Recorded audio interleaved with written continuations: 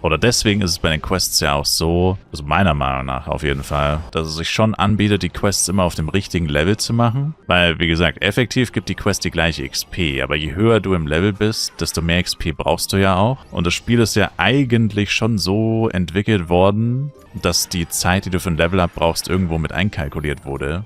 Also zumindest wenn du auf einem gewissen Level bist und bei gewissen Monstern levelst, dann musst du so und so viele Monster töten für ein Level-Up. Das ist ja schon einkalkuliert. Und die Zeit davon wird ja immer mehr in der Regel. Ich meine, es gibt ein paar Breaking Points, wo es wieder schneller geht. Zum Beispiel, wenn du von Coral Island nach Kowloon wechselst, geht es viel schneller plötzlich. Oder wenn du von Asria als 1v1 auf Koralleninsel wechselst, auch da geht es plötzlich viel schneller. Also es gibt Ausnahmen, aber in der Regel ist es ja eigentlich so, zum Beispiel mit 120 levelst du schneller als mit 140. Jetzt einfach mal so banales Beispiel. Also grundsätzlich. Mal diese Besonderheiten außer Acht gelassen.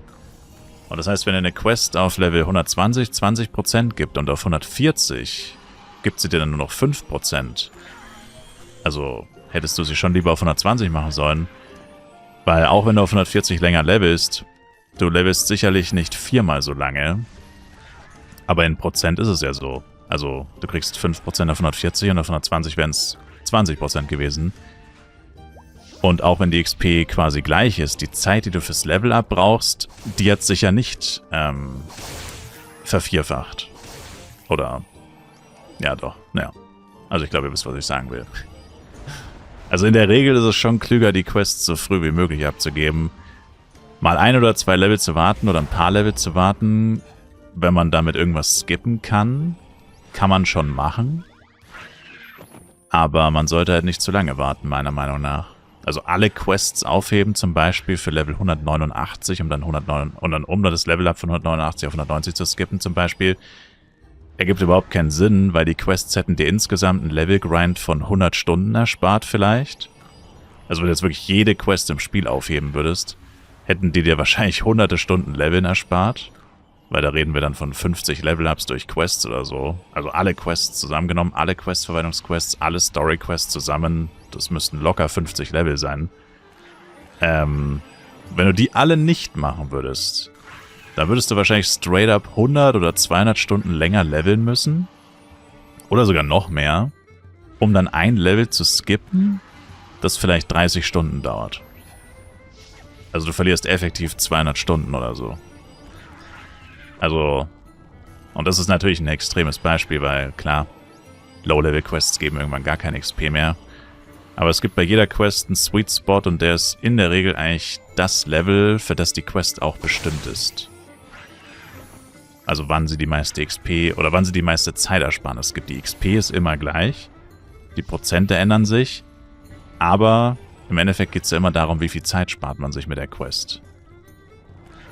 Und wie gesagt, wenn du auf 120 20% bekommst, 140 5%, und ich denke, das kommt sogar ziemlich gut hin, Pi mal Daumen, hättest du sie lieber auf 120 abgeben sollen, weil du auf 140 nicht 4-mal so lange für ein Level-Up brauchst. Die Quest gibt dir aber nur noch ein Viertel der ursprünglichen XP. Das heißt, die Zeitersparnis von dieser Quest wäre größer gewesen, wenn du sie auf 120 abgegeben hättest und nicht auf 140.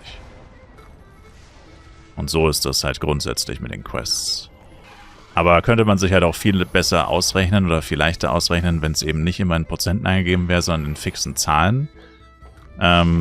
Wobei zugegebenermaßen über Flywikipedia zum Beispiel kannst du ja dein Level eingeben, dann kannst du gucken, auf welchem Level kriegst du wie viel XP für jede Quest. Zugegebenermaßen, das ist auch ziemlich hilfreich.